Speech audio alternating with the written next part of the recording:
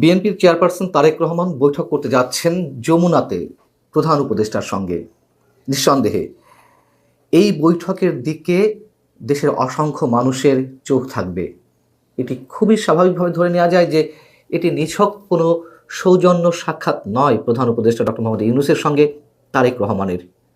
নির্বাচনের এক মাস আগে থেকেই যে উত্তপ্ত পরিস্থিতির সৃষ্টি হয়েছে রাজনৈতিক অঙ্গনে, বিশেষ করে নির্বাচনকে ঘিরে আইন শৃঙ্খলাজনিত পরিস্থিতির অবনতি, এটি থেকে শুরু করে আরও নানান ইস্যুতে যথেষ্ট পরিমাণ যে বিতর্কের সৃষ্টি হয়েছে, নির্বাচন নিয়ে নানান ধরনের শঙ্কার সৃষ্টি হয়েছে, তার মধ্যে তারেক রহমান যে নিছক কোনো সৌজন্য সাক্ষাৎ করতে যাচ্ছেন না ডক্টর মোহাম্মদ ইউনূসের সঙ্গে, এটি নিশ্চিত। এবং যতটুকু জানা যাচ্ছে যে তারেক রহমান এই নির্বাচনকে সামনে রেখে বিএনপির পক্ষ থেকে বেশ কিছু দাবি বা সিদ্ধান্ত জানিয়ে আসতে পারেন।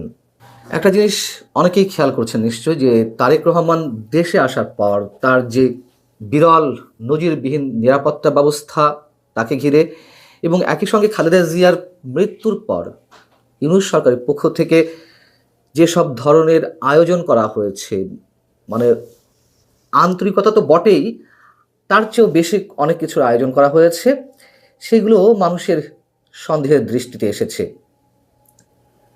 অনেকের মতে যে এর পেছনে নির্বাচন কেন্দ্রিক কোনো ধরনের কোনো বিশেষ উদ্দেশ্য আছে কিনা, অর্থাৎ বিএনপি কিংবা তারেক রহমান অথবা আমাদের প্রয়াত সাবেক প্রধানমন্ত্রী খালেদা জিয়াকে কেন্দ্র করে যা কিছু হয়েছে, এসব দেখানোর পাশাপাশি অন্য কারোর বিশেষ কোনো উদ্দেশ্য রয়েছে কিনা, এই নির্বাচনে বিশেষ ডিজাইনের মাধ্যমে অন্য কোনো বিশেষ শক্তিকে ক্ষমতায় আনার, এমন গুঞ্জনও শুরু হয়েছে।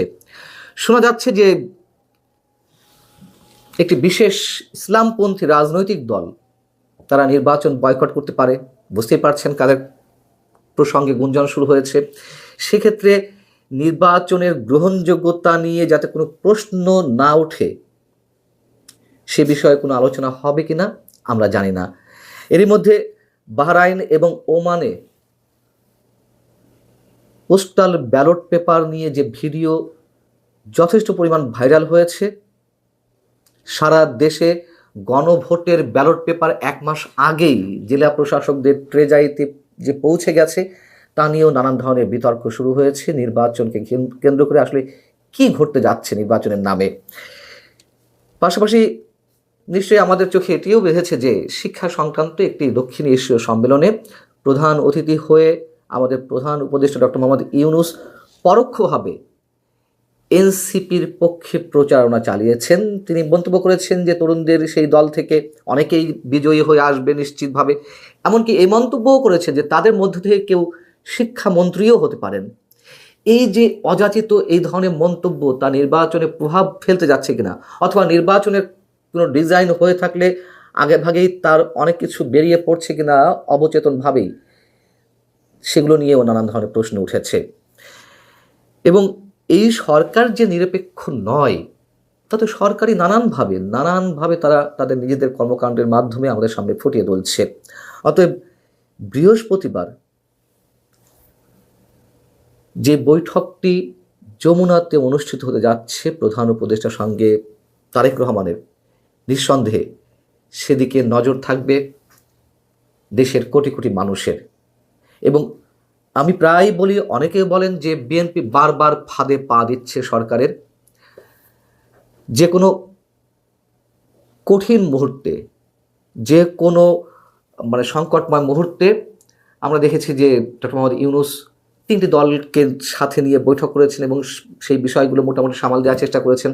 যখনই ডেকেছেন বিএনপি তার ডাকে তার আহ্বানে সাড়া দিয়েছে, এবং পরবর্তী দেখা যাচ্ছে যে আবার কোনো কোনো বিষয়ে সরকারের সঙ্গে দূরত্ব সৃষ্টি হয়েছে। আবার কোনো একটা সমস্যা পরে তাদেরকে ডেকে নিয়ে মোটামুটি চা নাস্তা খেয়ে সব কিছু আলোচনার মাধ্যমে সব সমাধান হয়ে যায়। বিএনপি অনেক অনেক ছাড় দিয়ে এই পর্যন্ত এসেছে, তাই অনেকেই বলে থাকেন যে বিএনপি বারবার ফাঁদে পা দিচ্ছে।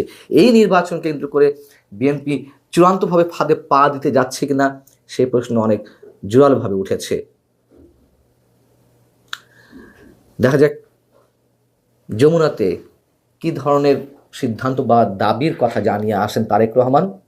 তার উপরে নির্ভর করছে দেশের ভবিষ্যৎ, আগামীর যে গুরুত্বপূর্ণ নির্বাচনটি তার অনেক কিছুই। যদিও সরকারের পক্ষ থেকে বলা হচ্ছে, দাবি করা হচ্ছে যে এটি হবে দেশের ঐতিহাসিক নির্বাচন, তার তো বিন্দুমাত্র কোনো লক্ষণ বা কোনো ধরনের দৃষ্টান্ত এখনো পর্যন্ত আমাদের সামনে উপস্থিত হয়নি। সেই জায়গা থেকে